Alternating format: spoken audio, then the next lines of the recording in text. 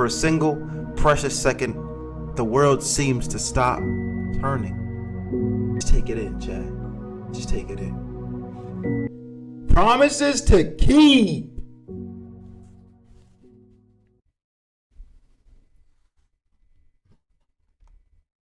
Your name will be John Marston, okay? Yes. We're sorry to inform you that due to severe weather conditions, your upcoming flight has been canceled. Please log into our app or website to reschedule. Frick. I had just laid down, fur still wet from the shower, luggage packed and ready to go. I was bracing myself for a short night of sleep, but now it looks like I have no flight to wake up for tomorrow. I stare at the cancellation message, silently willing it to change into something else. It doesn't, of course. I pull myself off of my creaking mattress, reaching blindly for the suitcase I'd placed next to the bed. I unzip it and fish out my pillow and an extra blanket. I wrap it haphazardly around myself and stuff the pillow under my head, not even bothering to make the bed properly. My phone buzzes again. An email from the airline bringing another reminder of the cancellation. Yup, no escaping it now. I'm not going anywhere. I was really looking forward to leaving. After a prolonged minute of staring into nothing, I begrudgingly opened my flight app. The bright colors of the loading screen beam down on me. I roll over onto my side and watch the wind-beaten window, that thin sheet of glass keeping the blizzard at bay. What am I doing? There's literally no point in trying to reschedule now. A snowstorm like this will put the entire city out of commission for a while. I take one last look at my phone. Low battery mode, 3% power. I know the feeling. I flop my arm over the side of the bed once again, pawing around for the charging cable. The phone buzzes slightly as I plug it in, and I flip over to stare once again at the window. Sleep finds me faster than I expect. At least in my dreams, I am somewhere else.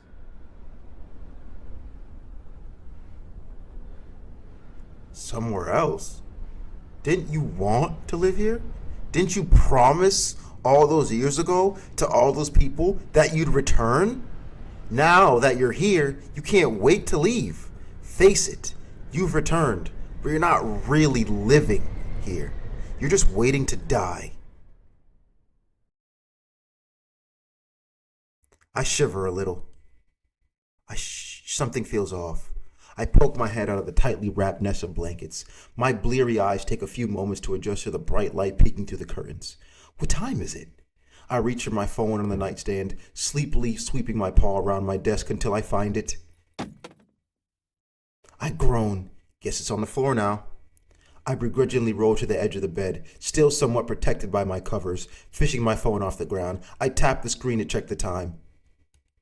Nothing. I could have sworn I plugged it in. I get up, still swallowed in my blankets, and stumble over to the window. I open the curtains and... oh my God. I had known the storm was going to be serious, but standing at the frost-covered window, I'm greeted by huge, looming, mountainous piles of snow. It has been ages since I had seen anything like this. Adjusting my cocoon of blankets, I reach out a paw and place it gently against the glass, feeling the chill seep into my paw pads. The view through my window was comforting, in a way. It reminded me of childhood mornings, the unparalleled excitement of a snow day, and the cozy security of a warm house in cold weather. I shiver again. A warm house. I look down at my still dead phone, then back up at the snow-encrusted window. My brain feels fuzzy and slow, unable to fully comprehend my situation. Wait. I turn and sweep into the living room, my blankets trailing behind me, and walk up to the thermostat on the wall. You've got to be kidding me. I can only see my reflection staring back at me in the temperature control panel, the interface itself blank and devoid of life. Suddenly, it strikes me just how cold I am, how cold everything is, from the air brushing my face to the floor beneath my footpaws. The power must have gone out at some point during the night, and with it, of course, the heat. For a few long moments, I stand completely still in the center of the living room, attempting to process this turn of events. I trudge over to my fridge and open it out of instinct, but I'm quickly reminded that I cleaned it out last night. Probably for the best. This thing is useless without power. Defeated, I slowly walk to my chilled, easy chair and sit. Unsure of what to do, without a clear way out of this mess, all I can do is start to daydream. I wonder if he's still here, enduring the storm like everyone else. Who am I kidding? I've been back here a whole year and there's been no sign of him. Not that I've actively scoured the city for him, but I've just been so busy. Work has been so busy. Life just got in the way. I'm jolted out of my thoughts by the doorbell. Startled, first standing on end a little, I crane my neck, trying to see the visitor through the frost-caked window. When that fails, I finally uncurl myself from my chair and step quietly toward the door. Peeking out of the peephole, I can see nothing, just a white haze, must be covered with snow. I jump as the knock sounds once again, right next to my head. Hello? Anyone in there? My name's Theodore, and I live down the street. I'm just checking to make sure you're okay. Theodore. Yes, I remember running into him once or twice on the way to work. An Arctic fox, about 10-ish years older than me. I reach out a paw to open the door, then realize I'm still swaddled in blankets. I frantically shed my sheets and scramble about for a coat, cursing as I knock it on the floor. When I'm finally ready, I cautiously open the door. And the wind hits me like a truck. My fur fluffs up and I curl into my jacket, shivering. I expected my thick snow leopard pelt to keep me safe from the wind, but clearly I was wrong. The bundled up Arctic fox stands in my doorway, paw outstretched to knock again. Oh, hello. Sorry for the surprise visit. John Marston, right? I nod dumbly, too cold to give a proper reply. He looks me up and down, concern plain on his face. I'm checking up on my neighbors. I understand a lot of people lost power last night, and he stops mid-sentence and takes a tentative step forward. Do you mind if I come in? Then we can shut the door. You look like you're freezing. I take a guilty look behind me at the state of my living room. It's a little messy, but okay. I step backward and let him shut the door behind him. Thank you, John Marston. Hold on, chat. This about to get interesting. Just me and you, moving at the speed of light into eternity. Tonight is the night. Join me in the rhythm of ecstasy. That's the moment we're having here. Just setting the mood for you. Some weather we're having, right? He gives me something between a grimace and a smile, clearly trying to lighten the mood as I shiver next to the door. He looks me up and down again. I nod once more, pulling my coat tighter around myself. I miss my blanket cocoon. How can I help you? Well, I'm hoping I can be the one to help you. His eyes scan the room, landing on the dead thermostat and the piles of blankets on the floor. I wince internally, thinking about what a mess the place is. It's looking like this whole side of the street lost power. As I understand it, the snowstorm knocked over a tree, which in turn uprooted an electric pole. Oh, my ears droop. That's pretty serious. He locks eyes with mine then, his voice gentle. Yes, I'm afraid it is. I'm sorry, but it looks like most of the neighborhood will be out of power for a few days at least. A few days? Panic starts to bloom in my chest. I was already freezing my ass off, and it was only going to get colder? Theodore seems to notice my alarm and gently reaches out to place a paw on my shoulder. I feel its warmth through my shirt, seemingly the only source of heat in the whole house. John Marston, please don't worry. I would be happy to house you until your power comes back on. That's why I'm here. His voice draws me back to the present, and I look up at him. I still have electricity in an extra room for you. with heating, of course. I'm actually housing a few other people as well, neighbors from this side of the street. You are more than welcome to join us for however long you need. The gears start turning in my head. Before this, Theodore and I seldom spoke, and now he's offering to house me? I didn't have any reasons to be skeptical, but I know this might sound like it's coming out of nowhere, but we haven't had a winter this bad in quite a while. Neighbors should look out for one another in times like these, right? A group of random people at another person's house? Someone I didn't really know? And the crowd we've got is pretty friendly, I promise. His tone is warm, inviting, and absolutely genuine. I take one more look at the dead thermostat, and it stares back at me vacantly. Well, it seems to say, what other choice do you have? I take a deep breath and regain my voice. Okay, sure. If you don't mind, I'd love to stay at your place, at least until my power comes back. Theodore beams at me, clearly pleased. Glad to hear it. Why don't you gather some of your stuff to bring over, and let me know if you need a hand? No, I've got it covered. Give me just a second. I walk briskly to my room, heart pounding. I enter my room and grab the luggage. I had carefully packed yesterday. Fuck, it's so much colder in here than I realized. Trembling slightly, I take one more quick look around, slipping my dead phone and its charger into my pocket. I knew I was set on leaving this room and this house behind today, but I didn't expect it to happen like this. I exhale shakily, remembering to breathe. I had never been to Theodore's place. To be honest, we had barely spoken before this encounter. I'm not even sure I know which house is his. Ducky, why'd you stream at 3 a.m.? Now I have to come late. You're here at the perfect time, Amazon package. Lock in. It's about to get frisky. I begin to worry in earnest now, twisting the handle of my luggage between my frozen paws. I wasn't even supposed to be here. I was supposed to be on a flight, going far away. Hey, come on, John Marston. You don't have time to mope or to panic. I chastise myself lightly, remembering once again to breathe. How is it so easy to forget? I look down and realize I'm still wearing last night's clothes.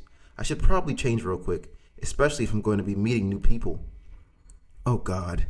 Just keep moving. That's all you have to do. I take one more deep breath and release the handle of my bag. Just be normal. Theodore looks up from his phone as I return to the living room, glancing at my full luggage. All packed? Anything you need me to carry? No, I think I've got everything I'll need. And it's just down the street. I can always come back. Fair enough. Ready to go then? I give the place one final look around. It looks back at me, cold and painfully familiar. Yeah, I think I am. Well, I suggest a warmer coat, and you'll definitely need some snow boots. Huh? Mind still fuzzy from the weather, I pause and look down at my clothes, then back up at Theodore. Look, I've been walking around in it all day. That wind is plain nasty, and the shallowest snowdrifts are thigh high at least. I know we've both got some serious winter padding, but this storm is something else. Oh, of course, snow boots. I shake my head violently to clear my brain fog, but all that does is give me a headache. Right, sorry, let me just... Theodore flashes me a warm smile. Take your time.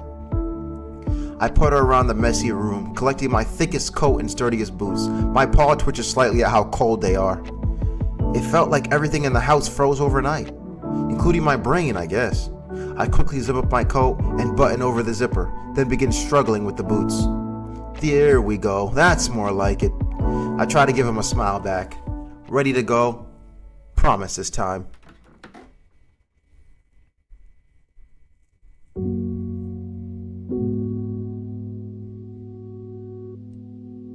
The snow stretches out in front of me, pristine, fresh, and almost paw print free.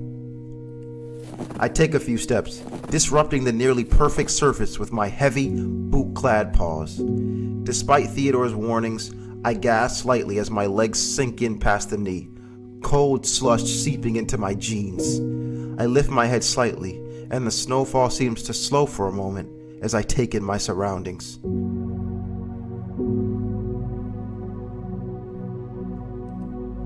In that lingering moment, the world seems so quiet, dampened by the hush of winter, fat flakes dance around me on their way to the ground, piling higher and higher on my submerged boots.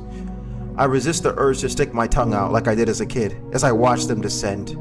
I truly can't remember the last time the city has been this silent. The snowflakes start to accumulate on my snout, on my shoulders, on the sides of my coat, wherever they can find purchase.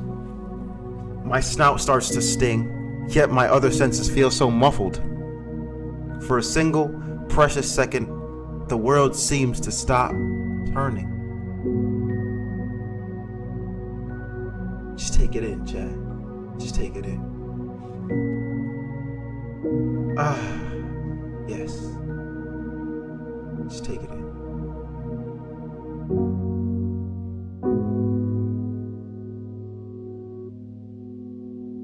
Beautiful. All is silent, calm, and still.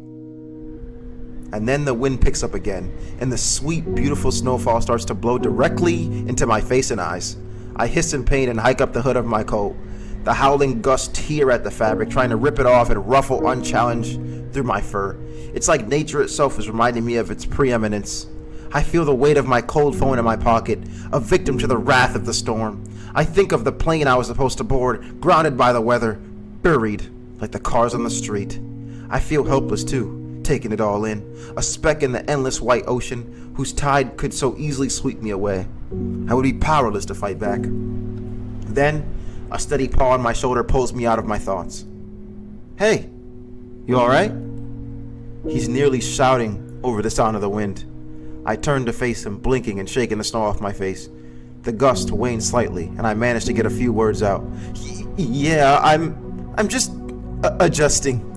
I mean, I was born and raised here, but I don't ever remember seeing snow like this. Theodore nods. As far as I can remember, this is the worst it's ever been. I believe it. The cold starts to pierce through my layers, and I can feel a creeping wetness spreading underneath my socks. Theodore seems to be surveying the area as well, but I get the feeling he isn't just taking in scenery. It'll be days, I think, before they can get the plows through here, and it's obviously still piling up, so... I can hear the worry creeping into his voice as he looks up and down the street. I look past him to my car, parked in the driveway. Or at least what I think is my car. Only a vague shape is visible beneath the snow. But that's for future us to worry about. He imbues his voice with some forced cheer and starts wading through what I assume is the sidewalk. For now, let's just get to someplace warm. I'm freezing my tail off out here. He leads the way and I follow closely behind him. We walk slowly with a wide, loping gait, footpaws testing for shallow spots, doing our best not to topple over. After only a few steps, I start following Theodore's trail exactly, tired of wading through the thigh-high drifts. The way they describe things in this story is very interesting. We walk quietly, both of us devoting most of our attention to staying upright. I wasn't really in a conversational mood anyway.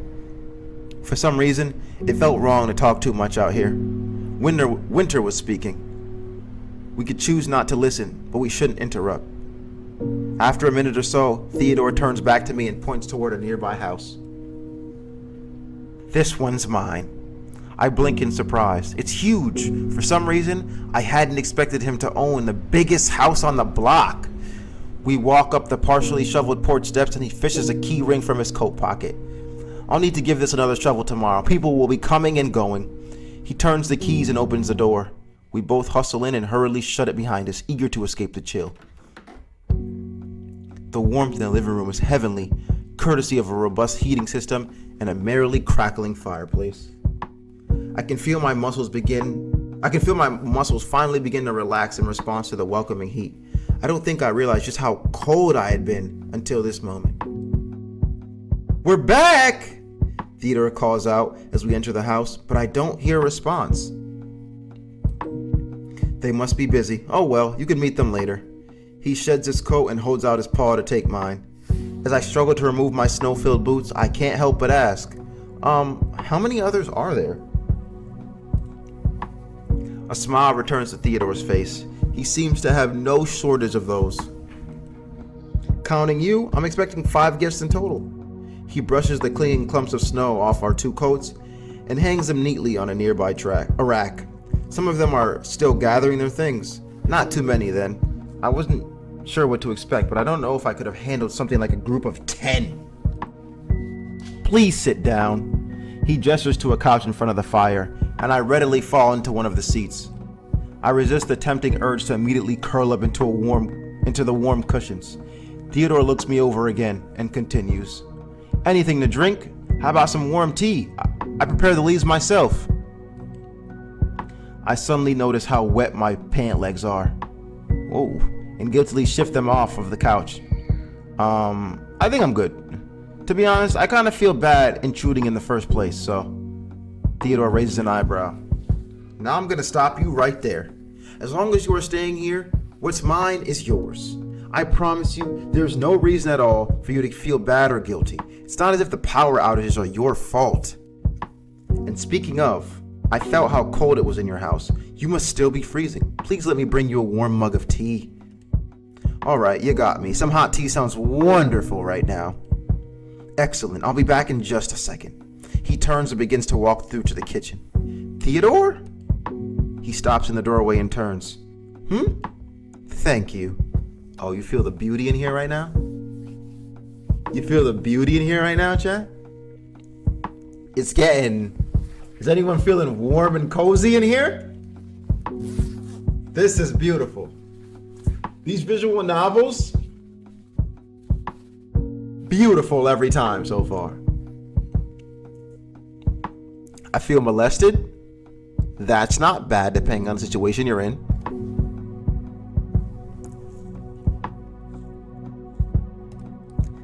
For all of this. It's my pleasure, and please, call me Theo. As Theo walks off to the kitchen, I remember the dead phone weighing down my pocket and begin to scan the room for an outlet. The living room was pretty well kept, much neater and more welcoming than my place, when I still lived there. Do I still live there? I wonder where I'll be after this storm settles down. I find a suitable spot near the couch and start charging my phone. I wonder if I'll have any messages, or if it will just be updates on my canceled flight. Just automated texts sent by a computer. Then I hear paw steps as Theo returns to the living room, 2 steaming mugs in paw. Here! It's my favorite brew. White tea with chicory root, hibiscus, coriander, some other flavors. I think you'll like it. He holds a mug toward me as he sits, and I reach out to grab it with both paws, hungry for its warmth. Thank you. I lower my head to give the tea a sniff. It smells like... tea. I guess I don't really know anything about tea. As I lean in for a sip, Theo slips his phone out of his pocket. It tastes floral, with hints of citrus. It's pretty good, actually. I start to give a compliment, but Theo speaks first. Do you know the Raptor in number 42? I've been trying to get him to join us here, but he hasn't responded to my text. Didn't answer the door when I knocked either. Not really. I mean, I don't have his number or anything. I trail off lamely, hiding my snout in my mug. A few seconds of silence pass as Theo continues typing. I'm texting a friend of his, Artemis. He's the bird in number 60. The two of them are pretty close. He'll also be staying with us. I nod, trying to sip my tea as quietly as possible. It felt pretty bad to admit that I didn't know my neighbors at all, especially when Theo has gone out of his way to be so kind to me. You know, I think I'll just head over there again. This cold isn't good for scaly folk, and I want to make sure, scaly folk, because he's a dinosaur, and I want to make sure he's alright. Sound good. Do you want me to tag along? Theo takes one look at me, tail wrapped around my soaking wet pant legs, clutching my mug to my chest. No, you still need to warm up. Just stay put and I'll be back soon. I nod, immensely grateful. I was in no rush to charge back into the storm. Theo gets up and walks to the door, slipping on his coat again. Stay safe. And, I like the tea. I hold up my mug and give him a smile. Feel free to pour yourself another cup. I'll be back before you know it. Theo is a beautiful soul, man. He's out here saving lives. Ducky, you should be an audio novel reader. You low-key good at this? Think I found my passion, you think? Think I found my passion? We We're going to be going through quite a bit of visual novels, for real. This is number 2 of 100. Lock in.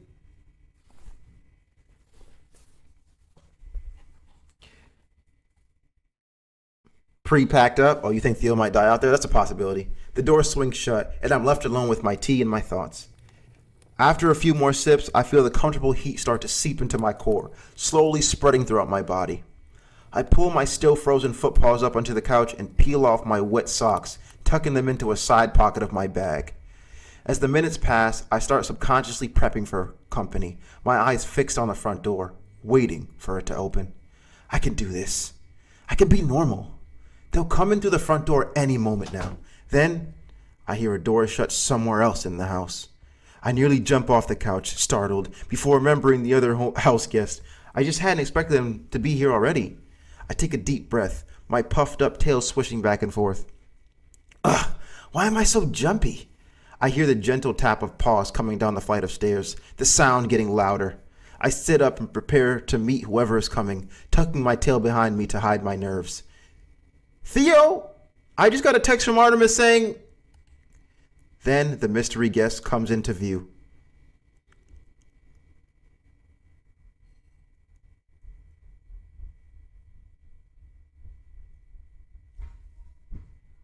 Beautiful or what? I think this is a beautiful looking person right there. Who the frig is this guy? I don't know, but the way they're shining the light on him, just beautiful. It seems like this is our love interest. You know? Theo brings us to the house. He's kind of cute, but he's not really our age because he's 10 years older. But we get there, and one of our roommates looks like the dog version of Sung Jin Woo. You know? Just, I feel warmth when I see him.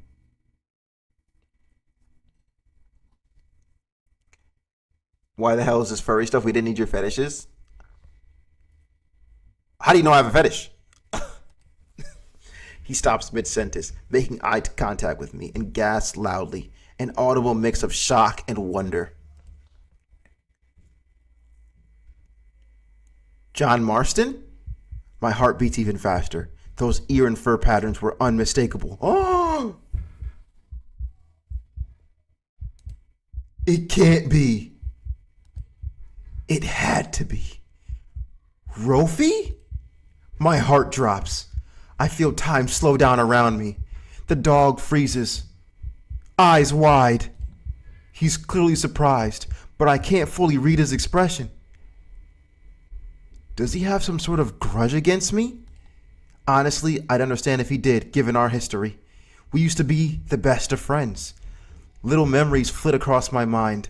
The vibrant colors of the tree in the town square. Rafi, the tree, and I, all changing with the seasons. The smell of the playground grass during recess, freshly mown. The long nights we would spend talking, and the quickening beat of my heart when we would play fight, especially when those fights turned into sleepy cuddles. The last chocolate bar we shared before I left. Dark chocolate, bitter, with hardly any sweet. It's been over a decade since I last saw Rofi. Since my parents decided to uproot our lives and move across the country. I only broke the news to Rofi a few days before the movers made their final trip to our place, grabbing the last of our things. I just couldn't find a way to tell him without breaking his heart. Or mine. Leaving felt wrong. It felt horrible. At the time, it felt like I would never recover. And neither would he. After that terrible conversation, we spent our last few days trying to pretend nothing was wrong. We just couldn't bring ourselves to talk about it anymore. And then, just like that, I left. He couldn't even see me off. We chatted back and forth a few times, long distance. Our talks grew less and less frequent until they stopped completely. He just wasn't a friend I could keep over the phone. Years passed and I forgot. Perhaps I made myself forget. That's what I've always done with painful memories.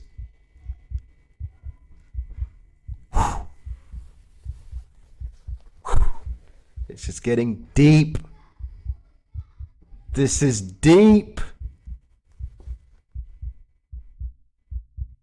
So we're back in town. And we were just about to leave on a flight. But a snowstorm hits. And we get to see our long lost friend that we haven't seen in a decade. While we were here, we saw no one that we knew. Because it always made us scared.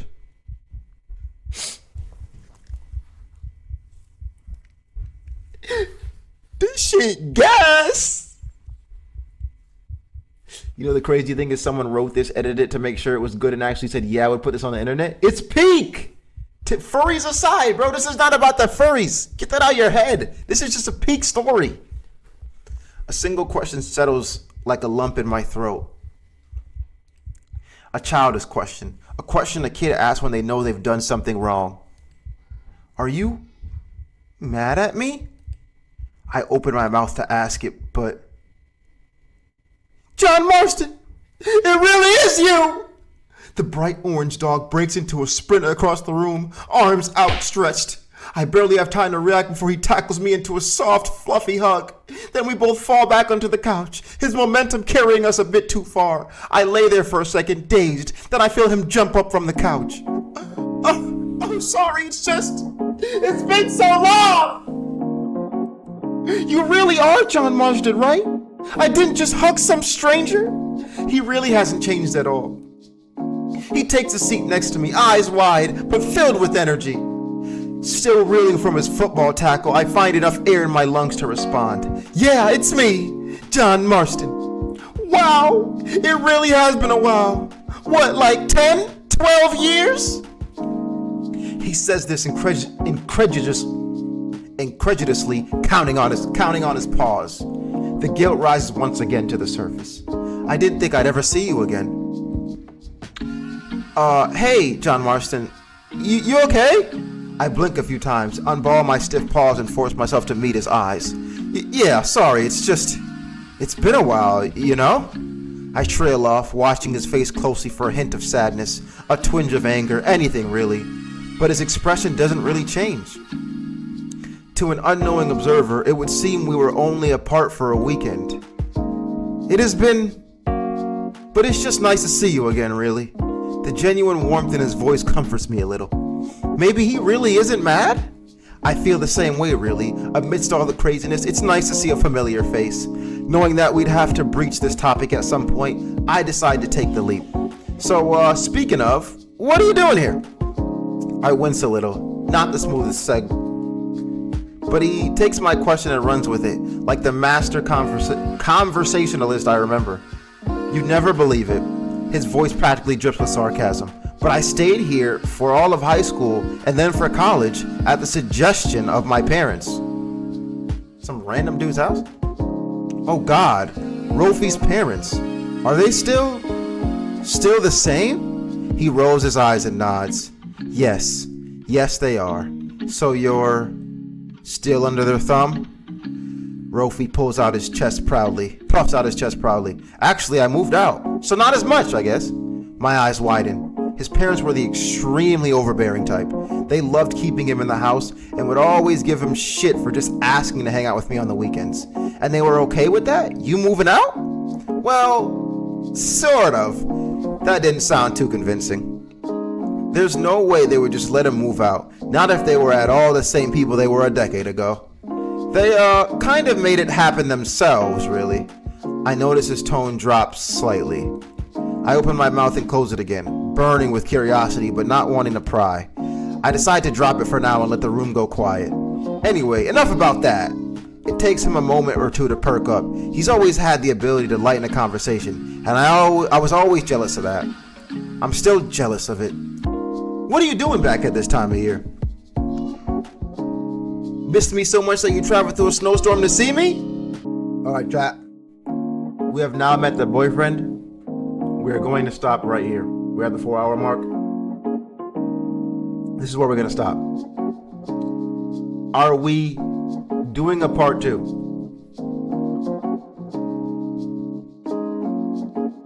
Are we have not met the friend. Are we doing a part 2? Are we doing a different visual? Part 2? Yeah. Pink!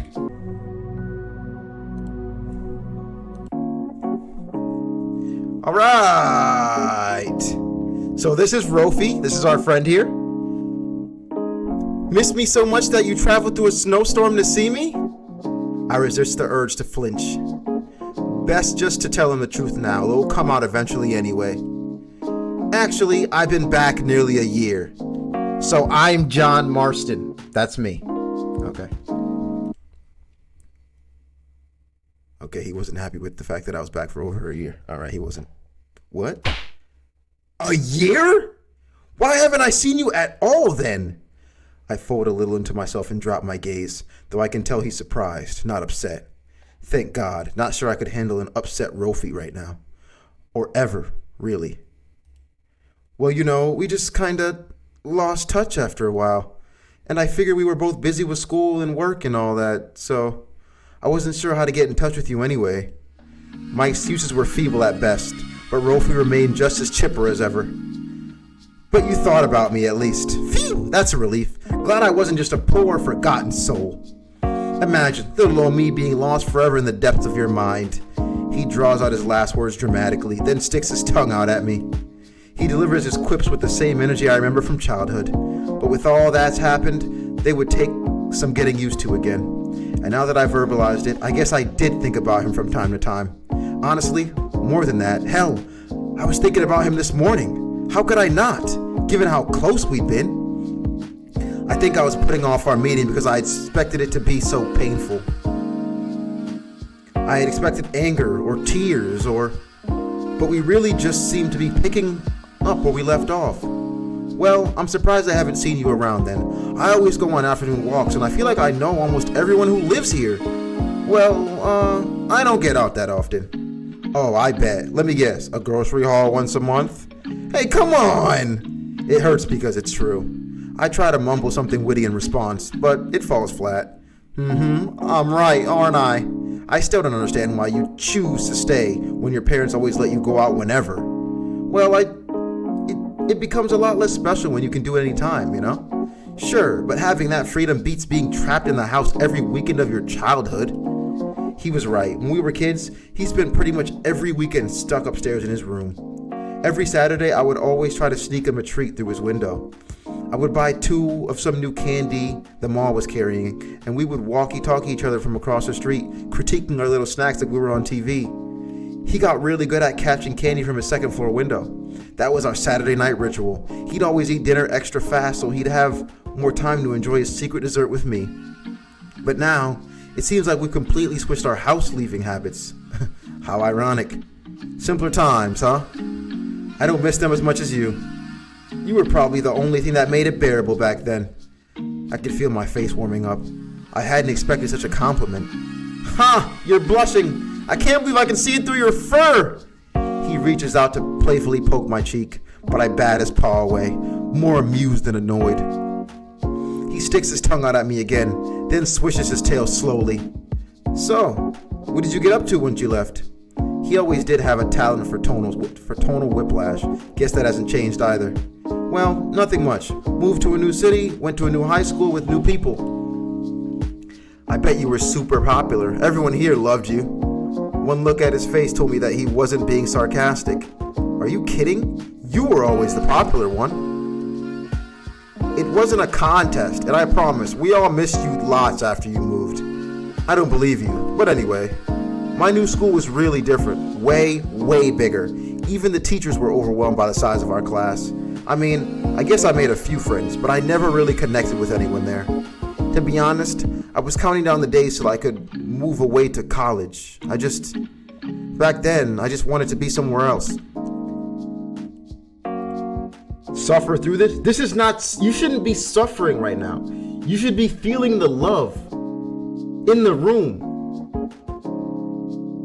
You gotta close your eyes and just enjoy this right now.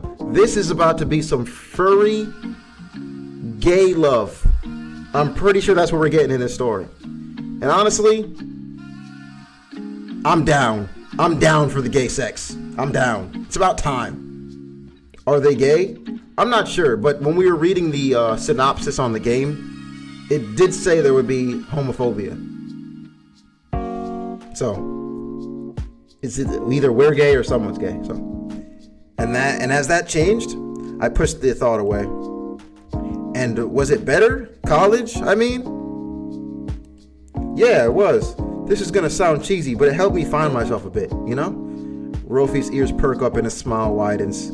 So, John Marston, tell me, who are you? He mimes the microphone and holds it up to my face. Well, the truth was that I realized I was queer. This is about to sound music. It's not like I really tried to keep it a secret anymore, but something about telling Rolfie was giving me pause. Maybe the rush of old feelings and old fears. I cleared my throat. Well, I figured out that Oh, we didn't get to tell him we're gay? We both jump as something slams into the front door. I guess we can't get the news out. What was that? Rolfie leaps off the couch and speeds over to the door, leaning in to peer through the peephole. Oh, it's just Theo and Artemis and his friend. The door swings open to reveal Theo, or more accurately, Theo's arms holding two huge boxes. Rolfie and I back away from the door, letting him stumble into the house. He sets down the boxes near the coat rack, clearly out of breath. What is all this? As Theo catches his breath, I hear a soft, timid squeak. A scaly, crested head pops into view behind Theo's hunched form. Oh, sorry, that's my stuff. I wasn't sure if bringing all this was okay, but everyone insisted, and I figured that I would want my monitor set up here if I was going to be here a while, but I really didn't want to be a nuisance, and... The flustered dino gets cut off by another voice, silky and smooth. Hey, relax. We already said it was alright for you to bring your things. I'm going to grab Hunter to help us with these. There's no way I'm carrying them upstairs without him. As Theo steps in and starts removing his coat, the source of velvety voice comes into view. A bird. Some kind of blue jay was my guess, but he looks like he just came from some crazy music concert, and with only a light coat draped over his shoulders. How is he not cold in that? Both the dino and the bird are holding boxes. The dino's mostly taken up by a massive computer monitor, and the bird's filled with miscellaneous items. Oh, before I forget, John Marston, Rolfie, this is Oliver. Theo gestures to the dino, who gives me a nervous grin. Theo then indicates the bird. And this is Artemis. The bird nods at me once, adjusting the box in his talons. Rolfie, I think you and Artemis know each other already. Rolfie gives Artemis a grin and a wave, and the bird responds with the slightest hint of a smile. They'll both be staying with us as we wait out the storm. It's nice to meet you both. Theo then excuses himself to grab the mysterious Hunter, who I still have yet to meet. Rolfie moves to shut the door behind us, scooping up one of the boxes and springing up the stairs after Theo. We have guests! Artemis lets out a comical sigh. That dog has too much energy. One of these days his treads will wear out. I clear my throat quietly, gearing up once again for small talk. So, you do know Rolfie then? When did you two meet? I remember him saying he texted you earlier. I moved here pretty recently, but I always see him going for walks, and he usually invites me to join him. Typical dog behavior. Artemis starts to make his way to the couch as he talks, and Oliver and I follow. The bird and I both sit. Oliver gently pokes at one of the cushions with a claw, testing it, then joins us in front of the fire. Yeah, that does sound like Rolfie, always looking to make friends. By the way, you're John Marston, right? The same John Marston he went to school with? He's mentioned you once or twice. Another twinge of guilt, though not as strong as before. After all, Rolfie hadn't really seemed upset earlier. Yeah, that's me. Nice. I'm usually garbage with names, so apologies in advance if I forget. No worries. Can I just make sure I've got your names right too? I point at the blue jay. Artemis. Yup. And Oliver, right? The dino doesn't respond immediately. He shuffles a little in his seat, looking like he's deciding whether or not to correct me. Sorry, I'm wrong, aren't I? No. I can see the gears in his head turning. But, can you just call me Ollie, though? if you want. With Theodore in the room, I guess I just wanted to introduce myself properly first, rather than start with nicknames. Because, well, he's our senior, right? I didn't want to lead with such a childish nickname. The dino loses steam as he talks, and his long-winded explanation trails off in a mumble. Artemis cocks his head inquisitively. He goes by Theo, right? Does he? Ollie seems genuinely surprised by this. He begins gnawing on a talon thoughtfully. And he's not that much older than we are. What is he, 30-something? He's still got a few more years before assisted living. I can't help but snort at Artemis's joke, hiding my laughter behind a paw. He gives me a small wink, amusement plain in his eyes. Really? But he seems to have his shit together, Ollie mumbles, stuffing his claws deep into his hoodie pocket. Well, I still think Ollie is a cute name, and Theo's a chill guy. I wouldn't worry about it. Artemis speaks firmly, but not harshly, and Ollie nods softly in response. From the look of it, these two have known each other quite a while. Something about their dynamic feels very comfortable, very lived in. If it matters, I agree. They both look at me, Ollie in surprise, Artemis in gratitude. I'll admit, I don't know Theo that well, but I don't think he's the judgy type. He wouldn't have invited us all to stay otherwise. And I also think Ollie is a cute name. Thanks. The conversation is suddenly interrupted by two sets of paws coming down the stairs. All right, everyone, last introduction. Theo stands aside to reveal a raccoon with a warm, goofy smile. He raises his paw to wave, his t-shirt rippling over a layer of bulky, well-built muscle beneath. Yo, name's Hunter. I'm in town for winter break, but... He gestures to the window. We all know how that's going. Anyway, I heard there were boxes for me to carry. I figured he was an athlete of some sort. Judging from his physique and the mention of winter break, he looks too built to just be a casual gym goer at least. I wonder what his workout routine is, for him to look like that. Oh, it's getting warm and steamy in here, guys. You feel that? In all seriousness, Ducky, what compels you to play this?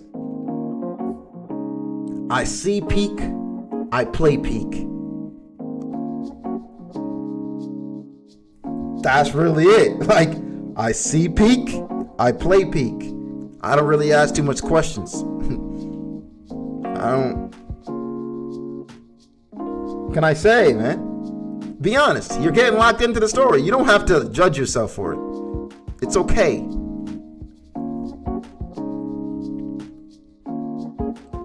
Artemis speaks up and motions to the boxes on the floor. We just need help with these three. The other one is mine. Sweet, something to lift. Let me just... I watch him hoist two boxes up in the air, effortlessly. I'll come back for the screen. Don't want to damage that. I can plainly see the relief on Ollie's face. Oh, sorry, I didn't get y'all's names. Artemis. Ollie. Oliver. Ollie stops mid-word, eyes flicking to Theo and back.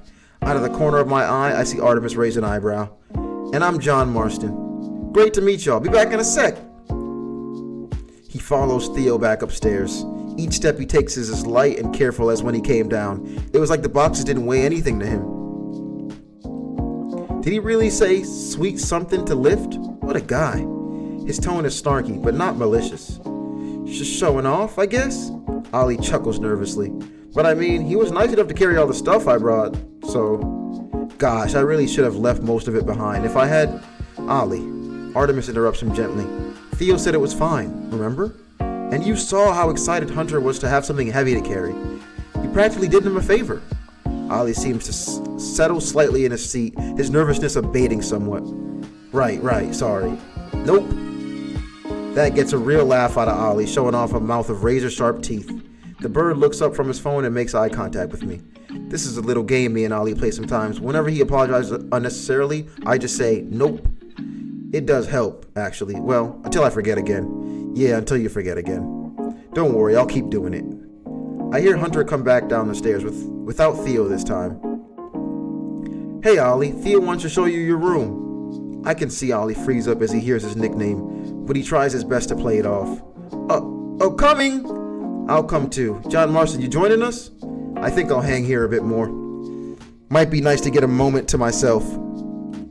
Artemis gives me a lazy, thumbs up, and rises from the couch. He stretches his wings out a bit, then bends over to grab his box. We'll see you later then. And just like that, the living room goes quiet again. Why am I so invested? No, it's easy to get invested in these. This one's not as action-packed as Cold Front, for sure. I kind of wish it was. But the storylines in these visual novels still can get you locked in to where you're wondering what's going to happen next. And that's where we are. And then, yeah, music's always a vibe. That's a plus in these things. I exhale, remember to breathe, John Marston, and settle back into the couch cushions. I hadn't really been prepared for meeting so many people in such a short time. Can you just play Dead Island? What is that, Roblox? You want me to get on Roblox to get touched?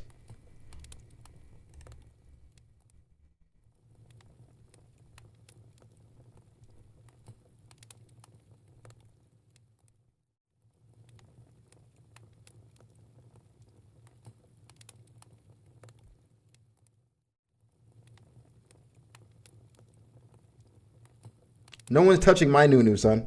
Get off Roblox. If there was a romantic subplot, who are you going for?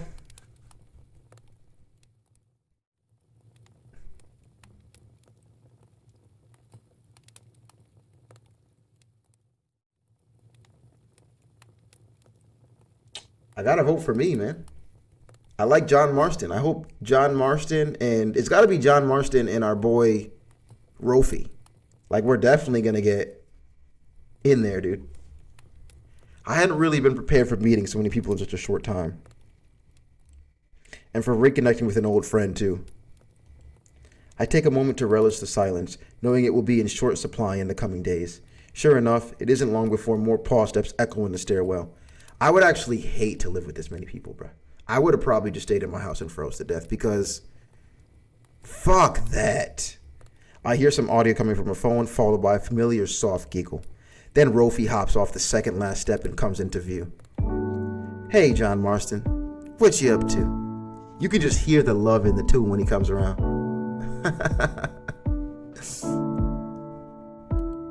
He makes his way to the couch and plops down, laying leisurely on his back. Just taking a breather. I didn't think I'd see so many new faces today. I know, right? Isn't it so exciting?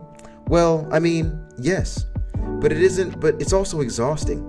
I chuckle a little and it turns into a yawn. I instinctively curl into the soft couch cushions. Okay, sleepyhead, enjoying your peace and quiet down here?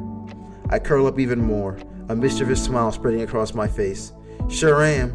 No orange dogs barking my ear off. I study him carefully, testing the waters. But to my relief, he commits to the bit, letting out an exaggerated gasp and throwing a dramatic paw over his head. Then he gives me a cute pout, accompanied by the softest set of puppy dog eyes. How rude. And here I was, about to invite you to hang out with me until dinner. I sit up, clearly a little interested. I was just gonna play a video game, lay around, you know?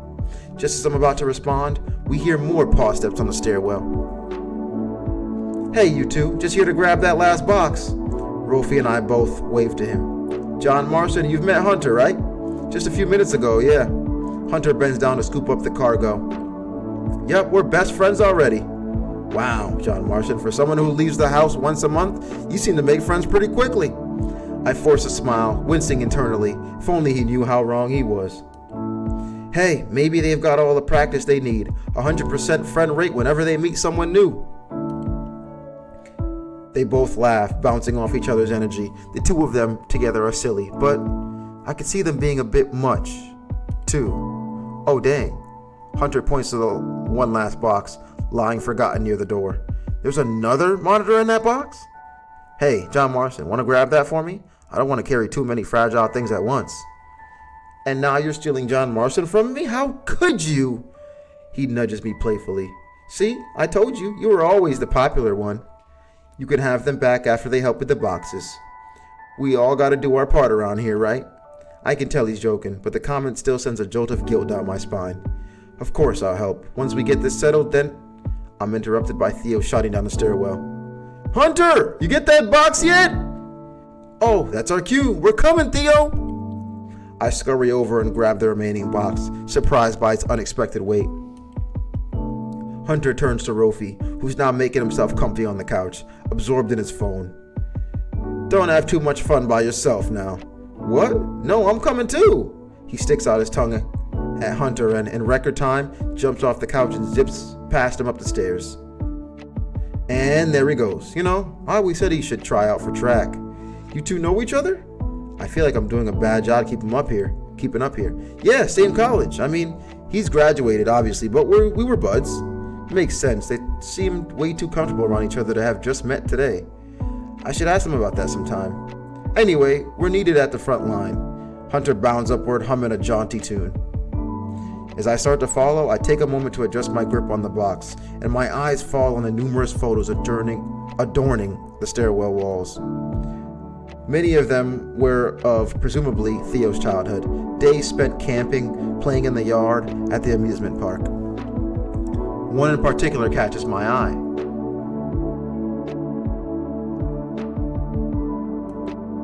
A teenage Theo, lankier and less tired looking, and a tall, broad-shouldered woman, another Arctic fox, standing side by side in front of a new car. Maybe him and his mom? They look very alike in the photo. Same fluffy white fur, similar face and snout. Someone had written in neat, clipped curves in the bottom left corner of the photo, Theo's 17th birthday, 2005. Theo was a cute kid, huh? I chuckle softly, adjusting my box again. Sorry, got distracted. Hey, no worries. Maybe we can ask him about some of these later. We'll have plenty of time to kill. I glance back at the photo of him and the woman. Their smiles are wide, bright, and unabashedly joyful. Come on, man. Let's not keep him waiting any longer. Sorry. I turn and follow Hunter's swinging ringtail up the stairs. All right, we finally made it out of the freaking living room. At the top, we find Theo's leaning against the wall, phone in paw. Still looking for others to join us? Theo looks up as we clear the top of the stairs. What if this turns into some, like, creepy Diddy party? Theo just has everyone at his house, and then it just goes absolute left. Inviting them all over for some murder mystery or something like that. I was gonna say this better not turn into a group chat. I mean, shit. Or cooking companions, right? Eats everybody. Whoo! It's a possibility.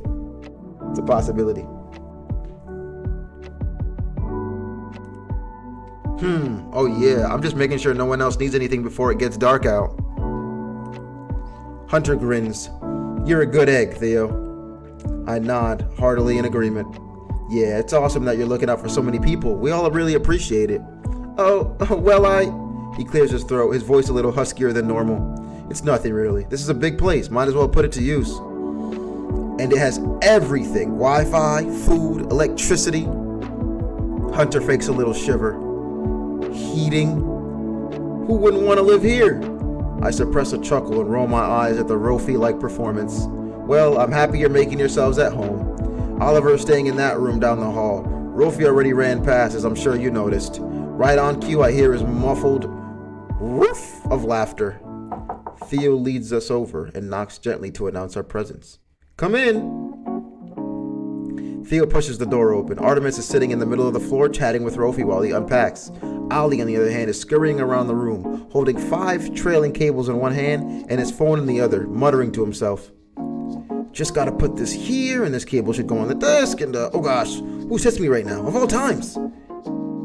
We interrupting anything? Oliver, are you finding everything you need? Ali doesn't reply, now engrossed in answering his phone. He's just getting organized, as hard as that is to believe. I'd say he moves faster than me, which, is pretty fast. Artemis gives Rofi a look. Yeah, I don't get the point of inviting me on walks if you're going twice my speed the whole time. Hey, I slow down for you sometimes. How magnanimous. Sorry about that. I'm forever in your debt. Though I'm enjoying their banter, and I can tell Theo is too, the heavy box is starting to take its toll on my arms. I open my mouth, but struggle to break into conversation. I sneak a glance at Hunter, but predictably, he doesn't seem to be struggling in the slightest. Anyway, that's good to hear. Just wanted to check in. Artemis, have you taken a look around your space yet? I know it's a basement, but I promise it's actually pretty comfortable. It's perfect for me. I don't need a lot of space. My eyes dart around the room, looking for a proper space to put this thing down. I rearrange my grip and feel a jolt of pain through my wrist. Great, it was nice of you to trade rooms with Oliver. I suppose it can get a little chilly down there. Whoa, you never show me that kind of benevolence, Artie. I just know he'll be more comfortable up here. He can tell pretty minute differences in temperature. He gets anxious without any windows too. Reaching my limit, I open my mouth to say something. But at that moment, I feel the box start to slip out of my paws. You're gonna drop the monitor. Before I can react, the handle slides neatly from my grip and drops like a stone. Oh, fuck. I see a flash of movement as Hunter lunges just in time. In a split-second reaction, he shifts his box into his right arm and leans into a half squat, perfectly catching the falling item from beneath. Whew! Warn me next time you're about to drop an expensive piece of tech.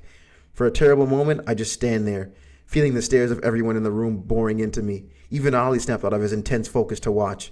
My ears flat and tight against my chest.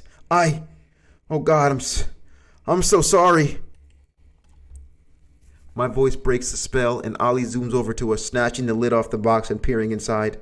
He lets out a deep breath. Don't worry about it. Nothing's broken. Thank God. I was just holding it fine and then... No, please don't apologize. No harm done. Really. Ollie smiles and meets my eyes and, incredibly, I believe him. I smile back gratefully. Yeah, no harm done. I was just messing with you. Although I hope y'all know I can't hold this pose forever. Oh, sorry. Ollie hops over to the desk, swiping a number of objects off onto the floor. Ollie, I just organized the stuff you put there. You can leave both of them here on the desk. Thank you so much. Hunter straightens with ease, languidly walks to 2 boxes over, and turns to Theo. Need anything else, boss? Nope, that's it for now. Though we'll call you if that changes. Always at your service. Hunter walks out to the hallway, motioning for me to follow. Hey, I'm probably gonna head back to my room and relax a little. Wanna join? Rolfie gasps in mock indignation and is at my side in an instant, clutching my arm. I knew you were trying to steal from John Marston from me. Ah, yes, Rolfie's famous puppy dog eyes. As deadly as always. Whoa, easy there, I'm no thief. We can all just hang out in my room. The more the merrier, right? But there's this new game I want to try out, and I only have 2 controllers. I open my mouth to ask why we can't just take turns. And then I realize he wants to spend more time with me alone. Just the 2 of us playing video games, like back in the old days. This is beautiful. Hunter laughs and leans forward, committing to Rolfie's bit. Don't be greedy, Rolfie. You two have known each other for so long. John Marston and I have to make up for lost time. The raccoon gives me a knowing look, a twinkle of amusement in his eye. Seems like someone wants some one-on-one time with you, John Marston. But for real, it's your choice.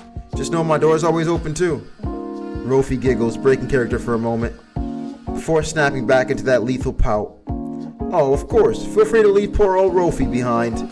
Those eyes used to destroy me, but now I can see his laughter behind them. I don't think he'll actually be mad if I hang out with Hunter for an hour or 2. After all, we'll have plenty of time to spend together over the next few days, or however long it takes. It really was my choice.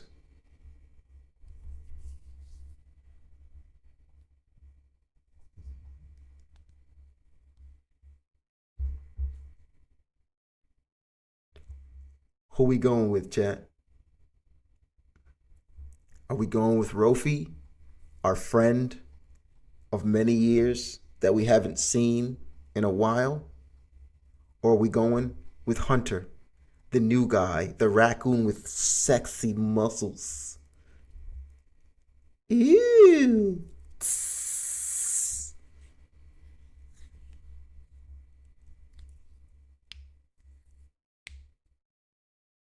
Hunter, I think you're right. The muscles are getting to me too. The muscles are getting to me too. I know Rofi wanted some alone time with me, but I wanted to get to know Hunter too. Ooh, it's gonna be a choice. It's gonna be a choice. In the end, my love interest is gonna be between Hunter and Rofi. And they're gonna fight over me because they're college buddies.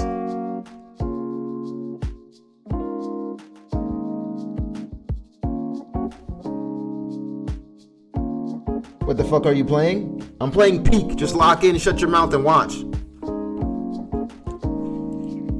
I turn to the raccoon. To be honest, I'm pretty tired, so relaxing in your room sounds like fun. Hunter pumps his fist in the air. Yes! Considering the fact that we literally just met, Hunter's enthusiasm was very flattering and very sweet. Oh man, I'll be all alone. Those eyes were dangerous, but having already made my choice, my resolve is strong. For now. I look pointedly at Hunter, avoiding eye contact with the sly dog, but it's already too late for the raccoon. Don't give me those eyes, you know I can't handle them. They stare at one another for a prolonged moment, locked in a deadly battle. Roof, you make it too easy. Rofi, you could just join us, nothing is stopping you. Rofi seems to consider for a second, then shakes his head. Nah, I've really been dying to play this new game. All my old college friends are picking it up, so I gotta get good at it. Besides, I think I'm too weird right now just to relax. That I could believe. Some of the tension in my shoulders fades. He clearly wasn't upset. Well, don't get too good at that game, otherwise you just beat us very... Here's what I think they could have improved in this game. The amount of dialogue. Right? Like, I feel like if you cut the dialogue in half a bit, and just got through the scenes a bit faster, the game would feel like it's progressing. But there's a little bit too much. A little bit too much dialogue. One Piece pacing. Swear One Piece. Like, way too much talking here. Like, we already decided we're going to the room. Let's go to the room!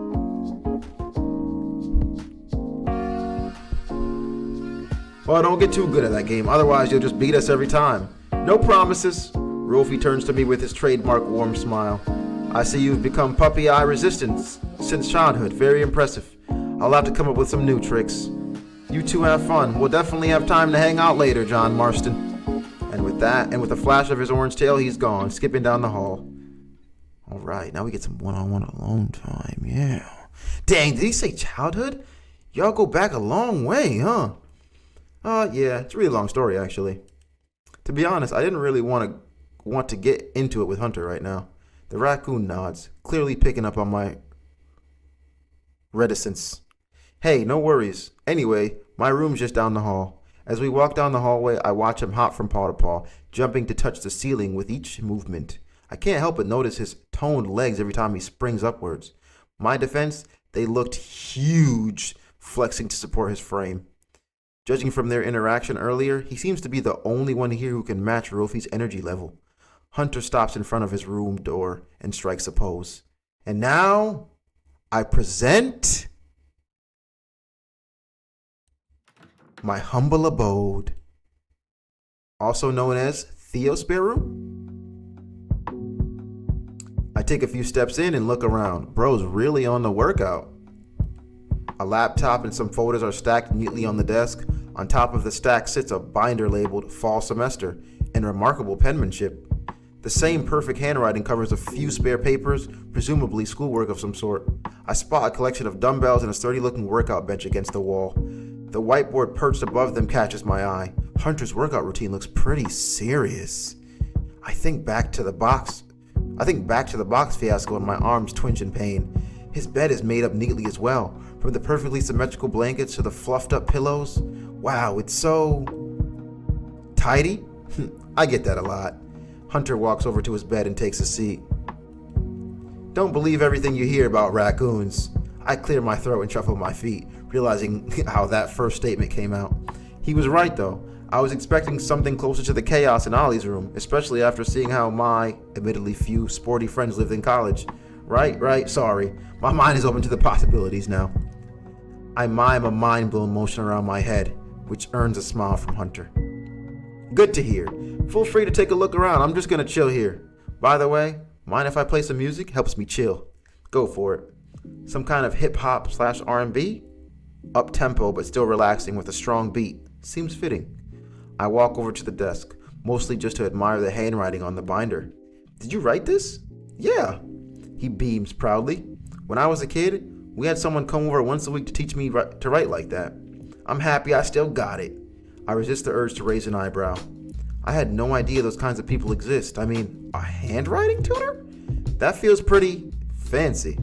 My eye lands on the dumbbells and workout bench again, and I can't help but ask. Did you carry these here through the storm? He laughs a little. Nah, just the dumbbells. I gotta stay in shape somehow, and a little snow isn't gonna stop me. Or a lot of snow, for that matter. The bench was just laying around in Theo's basement, and he said I could use it while I was here. Just the dumbbells, huh? Unbelievable. Same with that thing. He points to the medicine ball under the desk. Though I guess I should give you a heads up. There's no actual chair in this room. Theo said there used to be one, but it broke. But there's plenty of room next to me if you want to sit.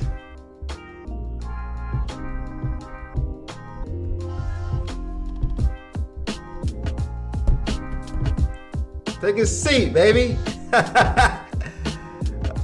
Take a seat, baby. I know you want to take a seat.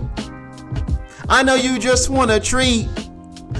By the end of the night, someone's sucking on my feet.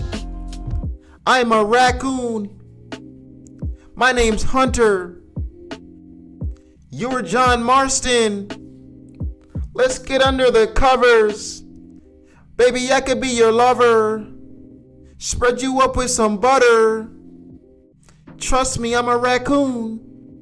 I'm a really good cuddler. There's plenty of room, chap. Plenty of room. Hunter was overestimating a little. The raccoon's limbs were taking up most of the space. I'd have to get pretty close to him if I wanted to sit down. But I guess it wasn't that big a deal. Why does Spy keep saying this clip? And honestly, I'm down. I'm down for the gay sex. I'm down. It's about time. I see you said that shit like 3 times. All right, bro. Fair game. Fair game. Fair game. Ooh. We get to make a choice here, chat. Are we sitting on the floor? Or are we sitting on the bed?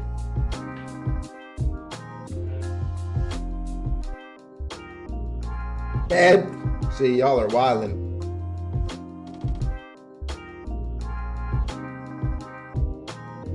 Join him. You said he was here for it. You said he was here for it.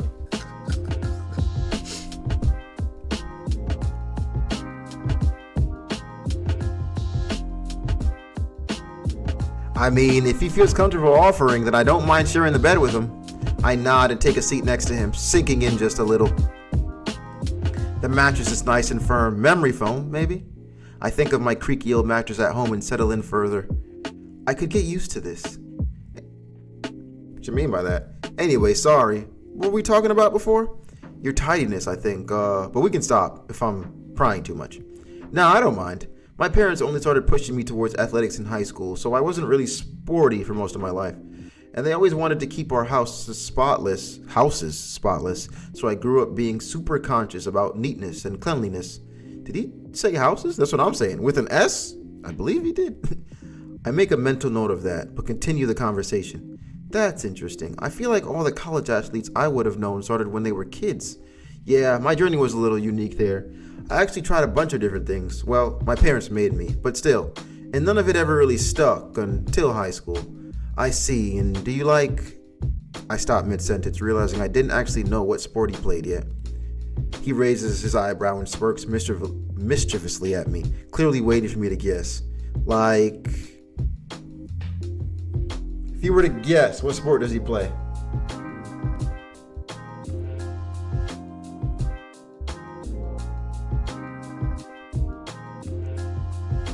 Hockey? Not even on the list. Track? Gymnastics? No way. But he is a strange person. So like gymnastics is possible. But I'm gonna go track. It just makes the most sense. Plus he said that Rofi should be on track too. I don't know, track and field? Hunter snorts and bursts out laughing. I guess I'm wrong. What? Come on, have you seen those guys? They're all lower body. He stretches his arm just a little, smiling. I see muscles flex that I don't even know existed, and they definitely drew my gaze. Just a little. But nah, I'm a gymnast. What? Okay, well, do you like it? I mean, yeah, it's fine. I guess I view it more as a way to stay fully fit. It just requires so many muscle groups and movements that you end up bulking every part of your body in some way. And the perks don't hurt either. Perks? Well, my school treats its athletes really well. Oh, okay. We usually get good scholarships, private trainers, an exclusive dining hall and gym. Hold up, you get a dining hall? All to yourselves? Yup, it's hidden somewhere on our campus. Secret location and everything. But I mean, they don't check student IDs, so you can just walk in if you know where it is. You just have to look the part of an athlete. They have private chefs and cook hot meals for us, and dietitians on site to help us hit nutrient goals. Wow. And the rest of us are stuck eating garbage? Suddenly I feel cheated out of my tuition money. You didn't already feel cheated by everything else? Honestly, ancient professors reading off pre-made lecture slides and calling that class? I've never been so bored in my life. It's not like I'm ever going to need most of that information. Just a waste of time. But whatever, I'm not paying much tuition anyway, so I can't really complain. He shrugs and throws his arms around behind his head, flopping backwards onto the bed. I sit silently for a few moments. That was the most negative emotion I've heard him express yet. I was admittedly curious about how much tuition he actually did pay, but definitely didn't feel comfortable asking him that yet. I decided to change the subject. So how long have you and Rofi known each other? Oh, that puppy dog? We've been friends for a bit now, like 2 years? He was actually my tutor when I was a freshman. We get private tutors to make sure we maintain our grade minimums. And I was lucky enough to get Rofi as mine. The more Hunter speaks, the more apparent it becomes that I should have traded my academic aspirations for a collegiate sport. So that would make this your junior year? Yep, I know he's older than me, but he gives off so much puppy energy. Those eyes. No kidding. I'm surprised I was able to resist earlier. What a wild coincidence. Rofi and Hunter went to the same college, and now all three of us are staying in the same house? Seems almost too weird to be true. Yo, you look a little uncomfy. The raccoon's voice breaks me out of my thoughts. He makes a show of nestling into the pillows near the headboard. Sitting like that must be a murder on your back. Hold on. He says that right as I remember to fix my posture. Okay, what do you suggest then? With a big smile, Hunter pats the spot on the bed next to him. Ho, ho, ho, ho. Here, come lay down. I know we just met, but I feel comfy around you. Besides, there really is no good way to sit on this bed without killing your back. His voice is teasing, his eyes playful. For a long moment, I'm completely silent, heart kicking into high gear. What do I say? Sorry, a little too forward? I lay around with my bros all the time. It's not a huge deal. Are your bros queer like me? I guess he's right. Things were just happening a little fast, is all. Just relax. Bro just said Twitch just banned Ducky now.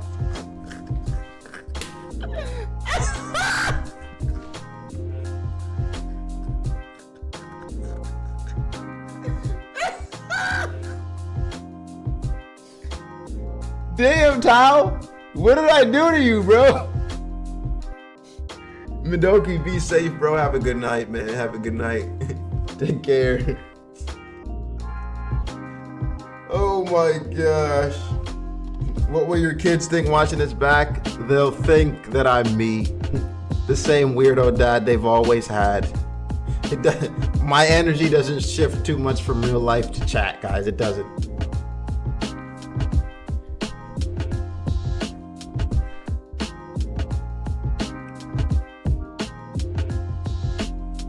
I grinned back at him.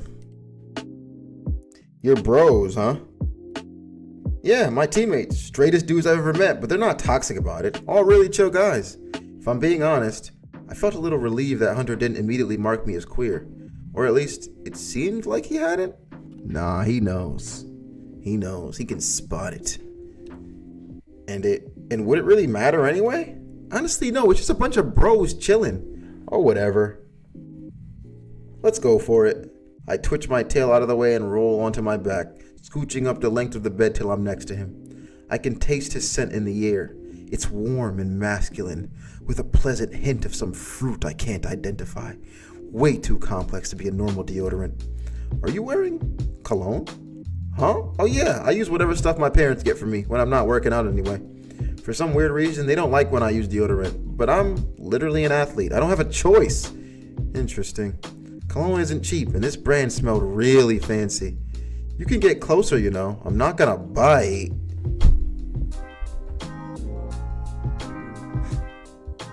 Unless I want you to. He lays his arms out, biceps big enough to be pillows. My blush is obvious now, but fuck it. I've already committed. I scooch over a bit more and lay my head down gingerly on his fluffy arm, letting myself sink against it slowly.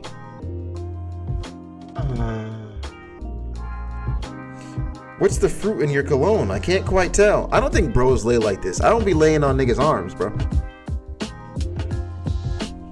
Apricot, one of my favorites. I feel his arm move a little and he pulls me just a little bit closer to him. This okay? Too comfortable to answer. I just nod. He's so warm. I sneak a glance at the phone clutched in his other paw. Looks like he's tapping on some kind of chessboard. I look down at the blanket beneath us. Guess that makes sense. Though I admit I had thought it was Theo's at first. Jason with the gifted to vexed? Real love right there. Yes, sir. Vexed. You want to know something? You literally just gifted to someone earlier, but you didn't pay for your own sub?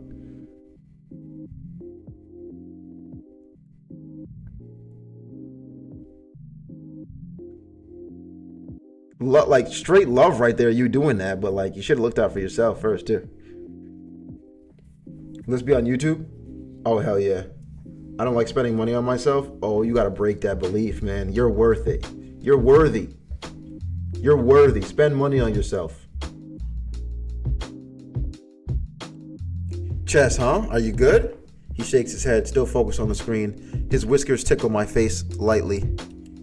Not really. I'm on the college team, but my teammates are all crazy good. Chess team too, huh? I played a ton as a kid. Didn't really like it at first, but for some reason it's pretty popular at my school right now. I don't know much about the game, so I just nod. Neither of us seem to mind the silence anyway. Hunter is focused on his game, and I'm cozy enough not to care. Time passes blissfully, helped along by the soft music. Eventually, Hunter lets out a deep sigh and shifts slightly. Well, that was a bust. I shift as well and slowly sit up, feeling the urge to stretch. Tough match? He nods. Made too many mistakes early on, it happens. Suddenly, he sits up and sniffs the air, tail twitching. I wonder what's for dinner. My stomach rumbles in response. I remember I hadn't eaten anything at all today. I guess I don't know what dinner plans are. It's not like we can order out. Want to go downstairs and check? Maybe we can grab a snack or two. Sounds good. Hunter leaps to his feet, windmilling his right arm and winking at me. Damn, your head was great at cutting off my circulation. Oh, sorry, I didn't mean to. Hey, I'm just kidding. Besides, I was the one who offered. Thanks for hanging with me. I give him a playful swat on the arm, unable to hold back a smile. Come on, I want to see what they're up to downstairs. I stand up with a renewed sense of energy. Recharging with Hunter was exactly what I needed. Lead the way. All right, chat. We are going to pause here. Not too much action happened in that room. It's pretty chill. I thought it was gonna get crazy, but you know, pretty good. Pretty good. Pretty good. Pretty good. We getting somewhere. We getting somewhere. No, right before. Nah, W stream, W game. I like this game. I will say too much dialogue. Way too much. way too much. You can cut probably 30 to 40% of the dialogue and get straight to the action, get straight to the next scene, and just see where we're going. I don't know what's gonna happen at the end yet, but I just feel like this could be an hour game rather than like a 4-hour long game or however long this is. You want me to do that? Nah, you don't have to. I mean, it might be necessary. When you stream it next, we will see you tomorrow.